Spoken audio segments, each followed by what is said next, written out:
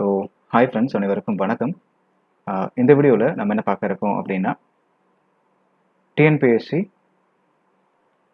ஹிஸ்ட்ரியில் இந்திய தேசிய இயக்கம் கிபி 1920 1947 வரைக்கும். ஸோ இதை பற்றி தான் பார்க்க இருக்கிறோம். ஸோ இது உங்களுக்கு டிஎன்பிஎஸ்சியோட குரூப் 4 அண்ட் விஏஓ எக்ஸாம்ஸில் உங்களுக்கு இது யூஸ்ஃபுல்லாக இருக்கும்.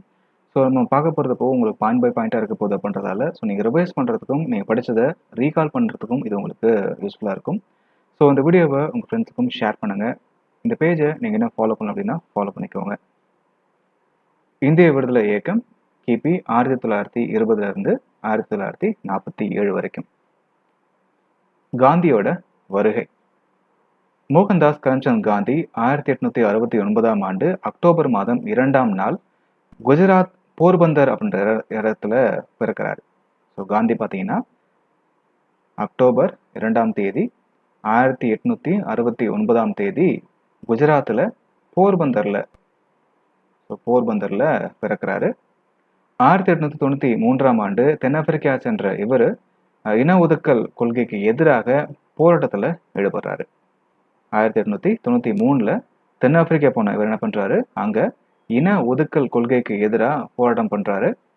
1917ஆம் ஆண்டு பீகார்ல சாம்பிரான் அப்படின்ற இடத்துல ஐரோப்பிய அறுவைச்செடி பண்ணையர்களுக்கு எதிரான போராட்டத்தில் கலந்துக்கிட்டு சத்தியாகிரகம் அப்படின்ற அறப்போர் முறையை இவர் பயன்படுத்துறாரு. ஸோ 1917 பீகார்ல சாம்பிரான் அப்படின்ற இடத்துல ஐரோப்பிய அவுரிச்செடி பண்ணையர்களுக்கு எதிரான போராட்டத்தில் கலந்துக்கிட்டு சத்தியாகிரகம் அப்படின்ற அறப்போர் முறையை அவர் பயன்படுத்தினார். 1918ஆம் ஆண்டு குஜராத்தின் கேடா மாவட்டத்தில் சத்தியாகிரக போராட்டத்தை நடத்துகிறாரு காந்தி. இது மோசமான விளைச்சலால் பாதிக்கப்பட்ட குடியானவர்களுக்கு நிலவரியிலிருந்து விலக்கு அளிக்க வேண்டும் அப்படின்றதுக்கான போராட்டம் தான் இது. ஸோ 1918 என்ன பண்ணுறாரு அப்படின்னா, குஜராத்தின் கேடா மாவட்டத்தில் இந்த சத்தியாகிரக போராட்டத்தை வந்து நடத்துகிறாரு. ஏன் அப்படின்னா, மோசமான விளைச்சலால் பாதிக்கப்பட்ட விவசாயிகளுக்கு அந்த நில வரியிலிருந்து விலக்கு வந்து அளிக்கணும் அப்படின்றதுக்காக இந்த போராட்டம் நடத்தப்பட்டுச்சு. ஸோ 1918ஆம் ஆண்டு அகமதாபாத் ஆலை தொழிலாளர்களின் கோரிக்கையை ஆதரித்து சாகும் வரை உண்ணாவிரத போராட்டத்தை மேற்கொண்டார் காந்தி. ஸோ அதே 1918 அகமதாபாத் ஆலை தொழிலாளர்களுடைய கோரிக்கையை ஏற்று அதுக்கு ஆதரித்து சாகும் வரைக்கும் உண்ணாவிரத போராட்டத்தை மேற்கொண்டார் காந்தி. 1920ஆம் ஆண்டு திலகர் மறைஞ்சதுக்கு அப்புறமா காந்தியடிகள் காங்கிரஸின் தலைவர் ஆகிறாரு. ஸோ 1920 திலகர் வந்து இறந்ததுக்கு அப்புறமா காந்தியடிகள் காங்கிரஸோட தலைவராக ஆகிறாரு. காந்தியடிகளுடைய தலைமையில் இந்திய தேசிய இயக்கம் இயங்குச்சு. ஸோ காந்தியோடைய தலைமையில் தான் இந்திய தேசிய இயக்கம் வந்து இயங்குச்சு. காந்தியடிகள் விடுதலை போராட்டத்தில் சத்தியாகிரகம் அப்படின்ற யுக்தியை கையாண்டார். காந்தியடிகள் இந்த விடுதலை போராட்டத்தில் சத்தியாகிரகம் அப்படின்ற இந்த புதிய யுக்தியை வந்து கையாண்டாரு. இது உண்மை மற்றும் அகிம்சையை அடிப்படையாக கொண்டது தான் இந்த சத்தியாகிரகம். இந்த சத்தியாகிரகம் அப்படின்றது என்ன அப்படின்னா, உண்மையும் அகிம்சையும் வந்து அடிப்படையாக கொண்டது. எந்த விதமான வன்முறையான விஷயங்களும் ஈடுபடாமல் பொறுமையாக கையாண்டு உண்மையை பயன்படுத்தி மேற்கொள்ளப்பட்டது தான் இந்த அகிம்சை சத்தியாகிரகம் அப்படின்றது. ஒத்துழையாமை இயக்கம் 1920 1922 வரைக்கும். ரவுலட் சட்டத்தை எதிர்த்து ஜாலியன் வாலாபாக் படுகொலையை கண்டிச்சும் மாண்டேகு செமஸ்போர்ட் சீர்திருத்த சட்டத்தின் பயனின்மையை ஆங்கிலேயருக்கு உணர்த்தவும் இந்த ஒத்துழையாமை இயக்கத்தை 1920ஆம் ஆண்டு காந்தியடி ஏற்படுத்துறாரு. 1920ஆம் ஆண்டு டிசம்பரில் நடைபெற்ற நாக்பூர் இந்திய தேசிய காங்கிரஸ் மாநாட்டில் இந்த ஒத்துழையாமை இயக்கம் ஏற்றுக்கொள்ளப்படுது. ஸோ 1920 டிசம்பரில் நடைபெற்ற நாக்பூர் இந்திய தேசிய காங்கிரஸ் மாநாட்டில் இந்த ஒத்துழையாமை இயக்கம் ஏற்றுக்கொள்ளப்படுது. ஒத்துழையாமை இயக்கம் 3 நிலைகளில் நடைபெற்றுச்சு. ஸோ இது பார்த்தீங்க அப்படின்னா 3 ஃபேஸில் இது வந்து நடைபெற்றது. முதற்கட்டமாக ஆங்கில அரசிடமிருந்து பெற்ற பதவிகளையும் பட்டங்களையும் விருதுகளையும் திறந்துக்கிறாங்க. இரண்டாவது கட்டமாக வேலைநிறுத்த போராட்டங்களை நடத்தினாங்க. ஸோ ஃபஸ்ட்டு பார்த்தீங்கன்னா ஆங்கில அரசிடம் வாங்கின பதவிகளையும் பட்டங்களையும் விருதுகளையும் திருப்பி கொடுக்கறது. இரண்டாவது கட்டம் பார்த்தீங்க அப்படின்னா வேலைநிறுத்த போராட்டங்களை நடத்தினாங்க. அரசு அலுவலகங்கள், பள்ளிகள், கல்லூரிகள் மற்றும் சட்டமன்ற நடவடிக்கைகள் அனைத்தும் புறக்கணிக்கப்பட்டுச்சு. 3வது கட்டமாக வரிகுடா இயக்கம் 1921, அதாவது 1921 பார்த்தீங்கன்னா அகமதாபாத்தில் நடைபெற்ற காங்கிரஸ் மாநாட்டில் தீர்மானம் நிறைவேற்றப்பட்டுச்சு. அதன்படி அரசுக்கு வலு செலுத்தக்கூடாது அப்படின்ற தீர்மானமும் இதுங்க நிறைவேற்றப்பட்டுச்சு. சௌரிசுரா சம்பவம் 1922. 1922ஆம் ஆண்டு பிப்ரவரி 5ஆம் நாள் உத்தரப்பிரதேசத்துல சௌரிசுரா, அதாவது கோரக்பூர் அப்படின்ற இடத்துல 1000 விவசாயிகள் பங்கேற்ற பேரணி நடைபெற்றது. அப்போ காவலர்கள் விவசாயிகள் மீது துப்பாக்கி சூடு நடத்தினாங்க. இதனால விவசாயிகள் காவல் நிலையத்தை தீயிட்டு கொளுத்துனாங்க. இதுல 22 காவலர்கள் வந்து உயிரிழந்தாங்க. ஸோ என்ன ஆகுது அப்படின்னா 1922 பிப்ரவரி 5ஆம் நாள் உத்தரப்பிரதேசத்தில் இருக்கக்கூடிய சௌரிசுரா, அதாவது கோரக்பூர் அப்படின்ற இடத்துல 1000 விவசாயிகள் வந்து ஒரு பேரணி போறாங்க. இதுல காவலர்கள் வந்து இந்த விவசாயிகள் மேல துப்பாக்கி சூடு நடத்துறாங்க. ஸோ இதனால கோபமடைந்த விவசாயிகள் என்ன பண்றாங்க அப்படின்னா அங்க இருந்து அந்த காவல் நிலையத்தை தீயிட்டு கொளுத்திடுறாங்க. இந்த சம்பவத்துல 22 காவலர்கள் வந்து உயிரிழக்கிறாங்க. சௌரிசுரா சம்பவத்தின் காரணமா காந்தியடிகள் இந்த ஒத்துழைமை இயக்கத்தை 1922ஆம் ஆண்டு பிப்ரவரி 11ஆம் நாள் இடையிலேயே நிறுத்திக்கிட்டாரு. ஸோ இந்த சம்பவத்தினால காந்தி என்ன பண்றாரு, 1922ஆம் ஆண்டு பிப்ரவரி 11ஆம் நாள் இந்த சம்பவத்தின் காரணமா காந்தியடி இந்த ஒத்துழைமை இயக்கத்தை இடையிலேயே நிறுத்திக்கிட்டாரு. சுயராஜ்ய கட்சி 1923 இருந்து 1925 வரைக்கும். 1923ஆம் ஆண்டு ஜனவரி 1ஆம் நாள் CR தாஸ் மற்றும் மோதிலால் நேரு இருவரும் ஒன்று சேர்ந்து சுயராஜ்ய கட்சியை தோற்றுவிச்சாங்க. சட்டமன்றங்களை புறக்கணிப்பதை தவிர்த்து ஆங்கில அரசை சட்டமன்றங்களிலேயே எதிர்ப்பது அப்படின்னு முடிவு பண்றாங்க. இந்தியாவில் தன்னாட்சி ஏற்படுத்தவும் வட்டமேசை மாநாடுகள் மூலமா கோரிக்கைகளை நிறைவேற்றவும் இந்த தீர்மானம் நிறைவேறுது. சுயராஜ்ய கட்சி 1919ஆம் ஆண்டு இந்திய அரசு சட்டத்தின் பல மாறுதல்களை கொண்டு வந்துச்சு. இந்த சுயராஜ்ய கட்சி 1919ல இந்திய அரசு சட்டத்தின் பல மாறுதல்களை கொண்டு வந்தது. 1925ஆம் ஆண்டு CR தாஸ் வந்து இறந்ததால இந்த சுயராஜ்ய கட்சி வந்து கலைக்கப்படுது. சரிங்களா? ஸோ 1925ல CR தாஸ் வந்து மறைஞ்சதுக்கு அப்புறமா இந்த சுயராஜ்ய கட்சி வந்து கலைக்கப்படுது. சைமன் தூதுக்குழு 1927 இருந்து 1928 வரைக்கும். 1919ஆம் ஆண்டு 1919ஆம் ஆண்டு சட்டத்தை வந்து ஆராயவும் இந்திய நிர்வாகத்தை மேம்படுத்தவும் சர் ஜான் சைமன் தலைமையில 7 பேர் கொண்ட ஒரு குழு வந்து 1927ஆம் ஆண்டு ஆங்கில அரசால ஏற்படுத்தப்பட்டுச்சு. இதற்கு சைமன் குழு அப்படின்னு பெயர் வச்சாங்க. சரிங்களா? ஸோ 1919ஆம் ஆண்டு அந்த சட்டத்தை வந்து ஆராயவும் இந்திய நிர்வாகத்தை வந்து மேம்படுத்தவும் சர் ஜான் சைமன் தலைமையில 7 பேர் கொண்ட குழு வந்து 1927ஆம் ஆண்டு ஆங்கில அரசால ஏற்படுத்தப்பட்டுச்சு. இதுக்கு சைமன் குழு அப்படின்னு பேர் வச்சாங்க. இந்த குழுவில் இடம்பெற்றிருந்த அனைவரும் ஆங்கிலேயர்கள். ஒரு இந்தியர் கூட இந்த கூட்டத்தில் இல்லை. இதனால 1928ஆம் ஆண்டு பிப்ரவரி 3ஆம் தேதி இந்த குழுவை பம்பாய் வந்து இறங்கினப்போ சைமனே திரும்பச்சல் அப்படின்ற ஒரு எதிர்ப்பு போராட்டம் கிளம்புச்சு. ஸோ 1928ஆம் ஆண்டு பிப்ரவரி 3ஆம் தேதி இந்த குழு வந்து பம்பாய் வராங்க. வந்து இறங்கின உடனேவே சைமனே திரும்பச்சல் அப்படின்ற ஒரு எதிர்ப்பு போராட்டம் அது ஏற்படுத்துது. 1928ஆம் ஆண்டு அக்டோபர் 30ஆம் நாள் லாகூர்ல பஞ்சாப் சிங்கம் அப்படின்னு அழைக்கப்பட்ட லாலா லஜபதி ராய் சைமன் குழுவுக்கு எதிர்ப்பு தெரிவித்ததால போலீஸ் தடியடியில அவர் தாக்கப்பட்டு உயிரிழந்தார்.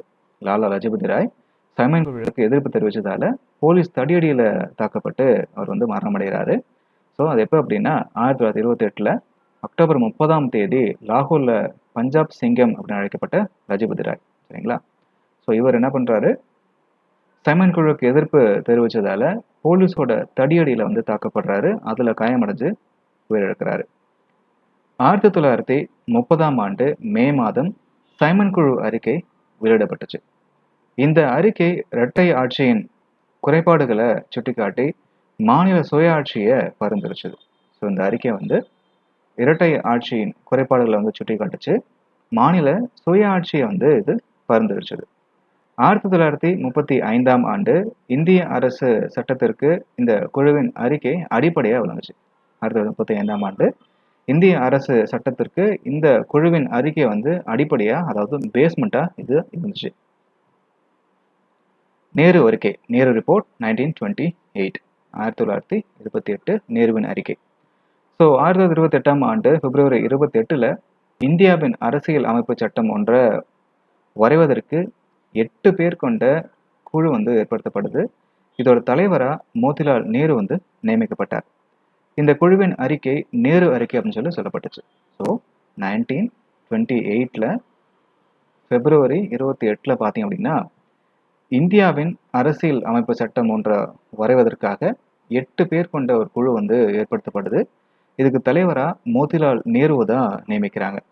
இந்த குழுவின் அறிக்கை நேரு அறிக்கை அப்படின்னு சொல்லப்பட்டுச்சு. இதோட சிறப்பு கூறுகள் என்ன அப்படின்னா, நிலையாக டொமினியன் அந்தஸ்து வழங்கப்படுறதும், மத்தியில் முழு பொறுப்பு வாய்ந்த அரசு இருக்கிறதும், மாகாணங்களுக்கு சுயாட்சி அளிக்கிறதும், மத்திய மாகாண அரசுகளுக்கிடையே தெளிவான அதிகார பகிர்வு இருக்கிறதும், மத்தியில் 2 அவைகள் கொண்ட சட்டமன்றமும், முஸ்லீம் லீக் தலைவரான முகமது அலி ஜின்னா நேரு அறிக்கையை முஸ்லீம் மக்களின் நலனுக்கு எதிரானது அப்படின்னு நினச்சி தனது 14 அம்ச கோரிக்கையை வெளியிட்டார்.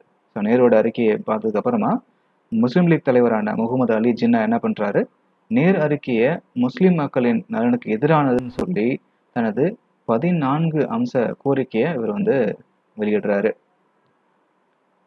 லாகூர் மாநாடு 1929, லாகூர் மாநாடு 1929.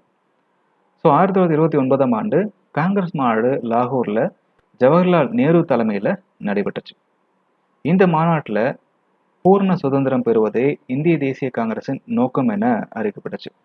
ஸோ லாகூர் மாநாடு பார்த்தீங்கன்னா 1929ஆம் ஆண்டு நேரு தலைமையில் நடக்குது. இந்த மாநாட்டில் பூரண சுதந்திரம் பெறுவதே இந்திய தேசிய காங்கிரஸின் நோக்கம் அப்படின்னு அறிவிக்கப்படுது.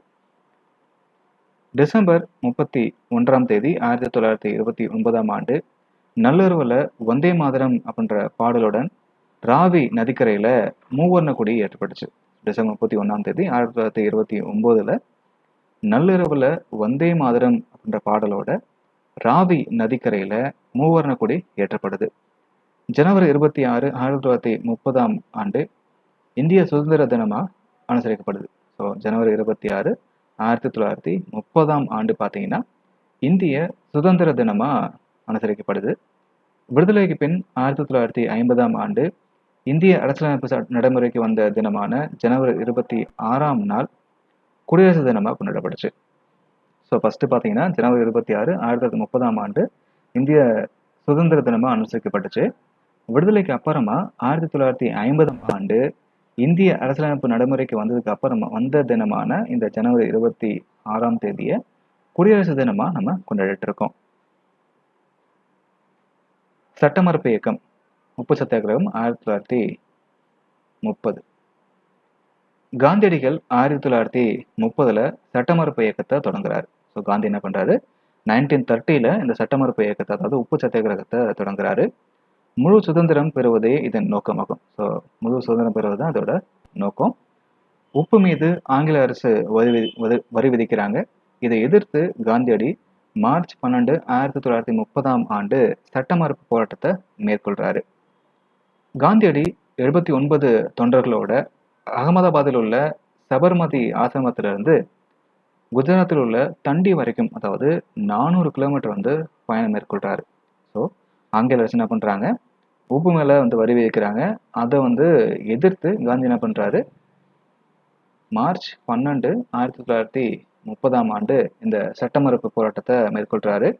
ஸோ காந்தி வந்து 79 தொண்டர்களோட அகமதாபாத் சபர்மதி ஆசிரமத்திலிருந்து குஜராத்தில் இருக்கக்கூடிய தண்டி வரைக்கும் 400 கிலோமீட்டர் வந்து பயணம் மேற்கொள்கிறாரு.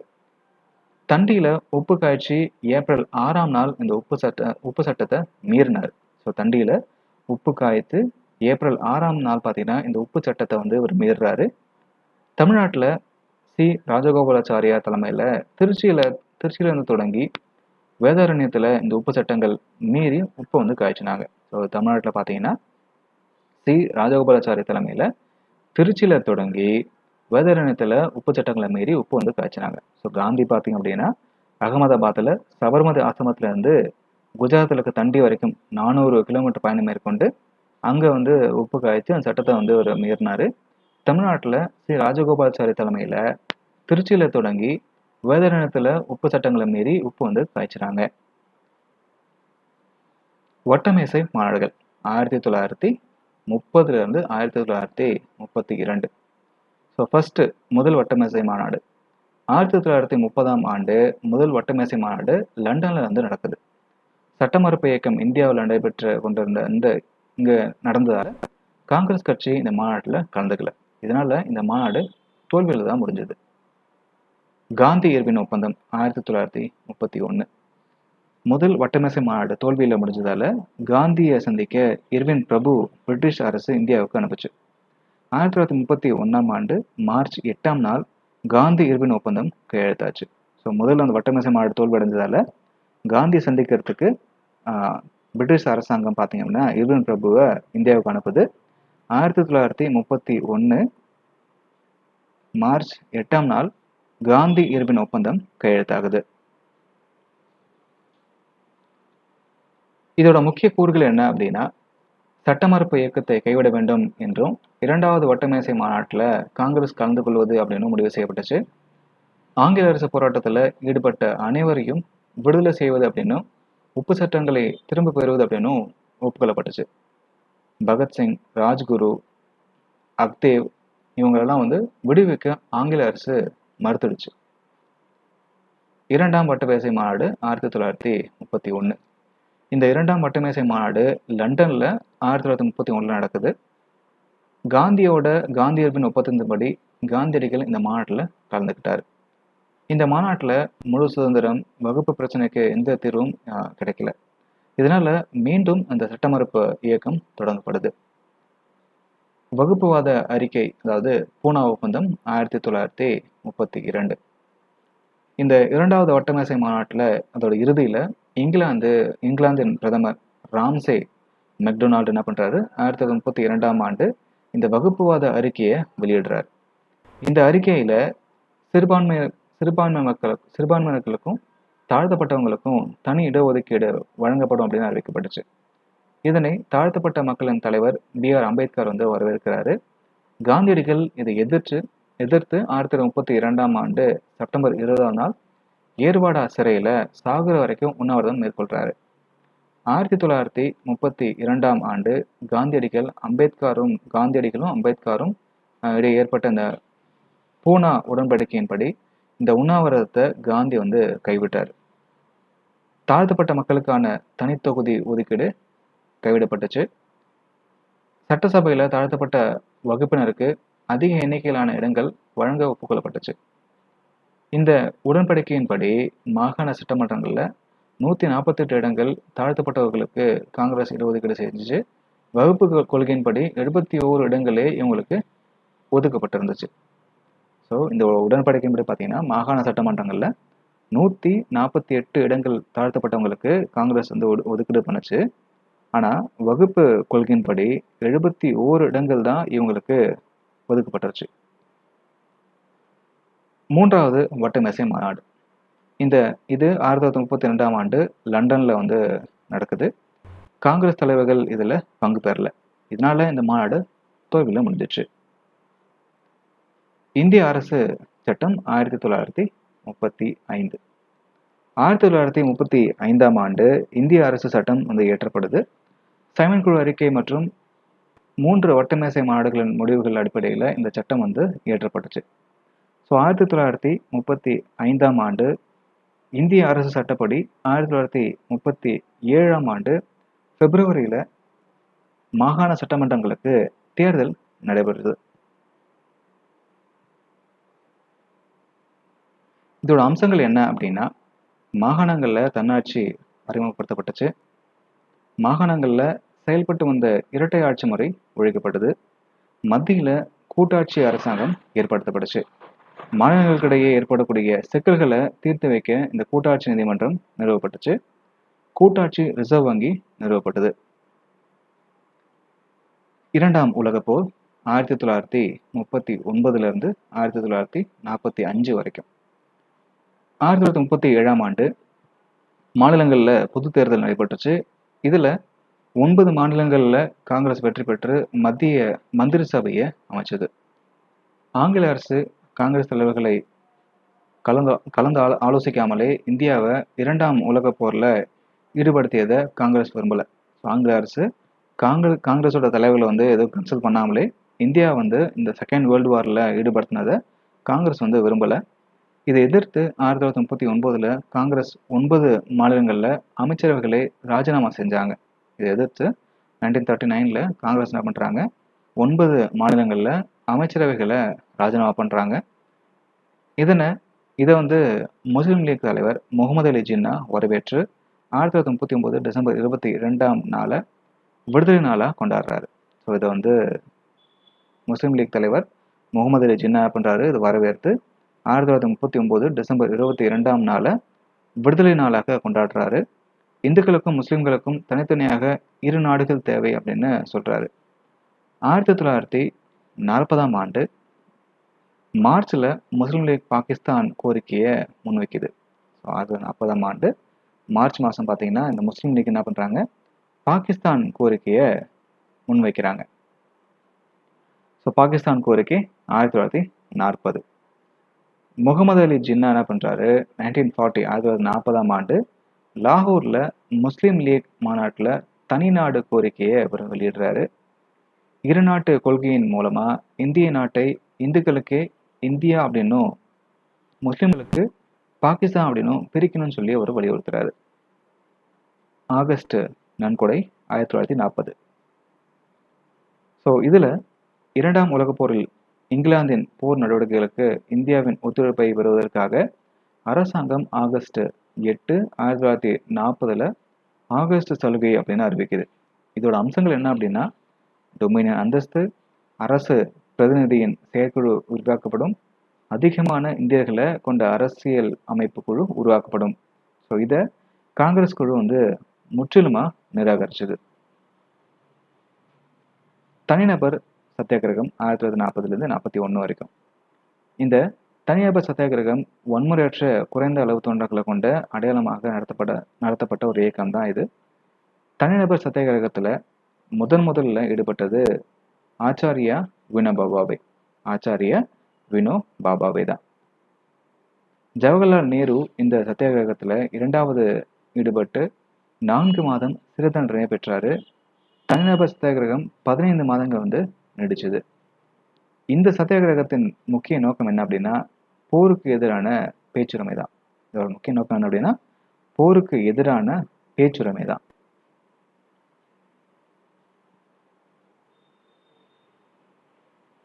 கிரிப்ஸ் தூதுக்குழு 1942. இதில் போர் நடவடிக்கைகளுக்கு இந்தியாவின் ஒத்துழைப்பை பெறும் பொருட்டு ஆங்கிலேயர் தொடர்ச்சியான நடவடிக்கைகளை மேற்கொள்கிறாங்க. 1942 ஆண்டு மார்ச் மாதம் சார் ஸ்டெபோர்ட் கிரிப்ஸ் தலைமையில் ஒரு தூதுக்குழு இந்தியாவுக்கு அனுப்பப்படுது. இந்த கிரிப்ஸ் தூதுக்குழு இதுதான் கிரிப்ஸ் தூதுக்குழு அப்படின்னு அழைக்கப்படுது. இந்த குழு 2ஆம் உலகப் போரில் உதவிகரமாய் இந்தியா இருக்க வேண்டும் அப்படின்னு அறிவிச்சது. போருக்கு பின் இந்தியர்களுக்கு டொமினியன் அந்தஸ்து வழங்கப்படும் அப்படின்னு அறிவிக்கிறாங்க. ஆனால் முழு சுதந்திரம் வழங்குவது குறித்து எதுவுமே சொல்லப்படலை. சுதேச அரசுகள் மற்றும் பிரிட்டிஷ் இந்திய மாகாணங்களின் பிரதிநிதிகளை கொண்ட ஒரு அரசியலமைப்பு குழு ஏற்படுத்தப்படும். காந்தியடிகள் கிரிப்ஸ் தூதுக்குழு அந்த குழுவோட உறுதிமொழிகளை திவாலாகி கொண்டிருக்கும் வங்கியின் பின்தேதியிட்ட காசோல்னு சொல்லி குறிப்பிட்டாரு. ஸோ கிரிப்ஸோட அந்த உறுதிமொழிகளை காந்தி என்ன பண்ணுறாரு, திவாலாகி கொண்டிருக்கக்கூடிய வங்கியின் பின்தேதியிட்ட காசோல்னு சொல்லிட்டு குறிப்பிட்றாரு. ஸோ கிரிப்ஸ் தூதுக்குழு தோல்வி அடையுது. பாகிஸ்தான் கோரிக்கை ஏற்கப்பட்டதால் முஸ்லீம் லீக் இதனை நிராகரிக்கிறாங்க. பாகிஸ்தான் கோரிக்கை ஏற்கப்பட்டதால முஸ்லீம் லீக் இதனை நிராகரிக்கிறாங்க. வெள்ளையனே வெளியேறு இயக்கம் 1942. கிரிப்ஸ் தூதுக்குழுவின் தோல்வி மற்றும் இந்தியாவின் மீது ஜப்பான் படையெடுக்கும் அப்படின்ற அச்சம் போன்ற காரணங்களால ஆங்கிலேயரை நாட்டை விட்டு வெளியேற செய்யும் பொருட்டு வெள்ளையனே வெளியேறு இயக்கத்தை மகாத்மா காந்தி தொடங்குறாரு. இந்தியாவை விட்டு பிரிட்டிஷார் வெளியேறினால் மட்டுமே ஒரு இடைக்கால அரசை அமைக்க முடியும் மற்றும் இந்து முஸ்லிம் பிரச்சனைக்கு தீர்வு காண முடியும் அப்படின்னு அவர் கருதினாரு. 1942 ஆகஸ்ட் 8ஆம் நாள் பம்பாயில கூடிய அகில இந்திய காங்கிரஸ் கமிட்டி வெள்ளையனே வெளியேறு தீர்மானத்தை நிறைவேற்றாங்க. அதே நாள்ல காந்தி செய் அல்லது செத்துமடி அப்படின்ற ஒரு அறைகோவலையும் இருக்கிறாரு. வெள்ளையனே வெளியேறு போராட்டம் நாட்டின் விடுதலைக்கான உச்சகட்ட போராட்டமாகும். சுபாஷ் சந்திர போஸ் இந்திய தேசிய ராணுவம் 1942. 1927ல நேதாஜி இந்திய தேசிய காங்கிரஸ்ல சேர்றாரு. 1938ஆம் ஆண்டு இந்திய தேசிய காங்கிரசின் தலைவராக தேர்ந்தெடுக்கப்படுறாரு. 1939ல அவர் முற்போக்கு கட்சியை தொடங்குறாரு. 1939ல என்ன பண்றாரு? முற்போக்கு கட்சியை தொடங்குறாரு. ஜப்பானிய அரசாங்கத்துடன் கூட்டு சேர்ந்து இந்தியர்களுக்கு இந்திய தேசிய காங்கிரஸை அமைக்கிறாரு. 1943ல 1939ல சிங்கப்பூர் போறாரு. இந்திய விடுதலை கழகத்தின் தலைமை பொறுப்பை ராஜ்பிகாரி போஸ் அவர்கள் சுபாஷ் சந்திர போஸ் கிட்ட ஒப்படைக்கிறார். 1943ல சிங்கப்பூர் போறாங்க. இந்திய விடுதலை கழகத்தின் தலைமை பொறுப்பை ராஜ்பிகாரி போஸ் என்ன பண்றாரு? சுபாஷ் சந்திர போஸ்ட கொடுக்கிறாரு. ஆசாத் ஹிந்த் பௌஜ் அப்படின்னு அழைக்கப்பட்ட இந்திய தேசிய இராணுவத்தின் தளபதியாக சுபாஷ் சந்திர போஸ் பொறுப்பேற்கிறாரு. இதை தொடர்ந்து இவர் நேதாஜி அப்படின்னு அழைக்கப்பட்டார். இந்திய தேசிய இராணுவத்தின் பெண்கள் பிரிவு தமிழ்நாட்டைச் சேர்ந்த லக்ஷ்மி அப்படின்ற பெண் தலைமையில ஜான்சி ராணி பெயர்ல அமைக்கப்பட்டுச்சு. இந்திய தேசிய இராணுவத்தின் பெண் பிரிவான தமிழ்நாட்டைச் சேர்ந்த லக்ஷ்மி அப்படின்ற பெண்ணின் தலைமையில தான் ஜான்சி ராணி பெயர்ல இது அமைக்கப்பட்டுச்சு. ஜெய்ஹிந்த், டெல்லியை நோக்கி செல், டெல்லி சலோ ஆகியவை இதோட புகழ்பெற்ற முழக்கங்களாகும். நேதாஜி சுபாஷ் சந்திர போஸ் பேங்காக்ல இருந்து டோக்கியோவுக்கு போற வழியில விமான விபத்துல உயிரிழந்ததா நம்பப்படுது. ஆனா அது எந்த அளவுக்கு உண்மை அப்படின்றது இது வரைக்கும் தெரியல.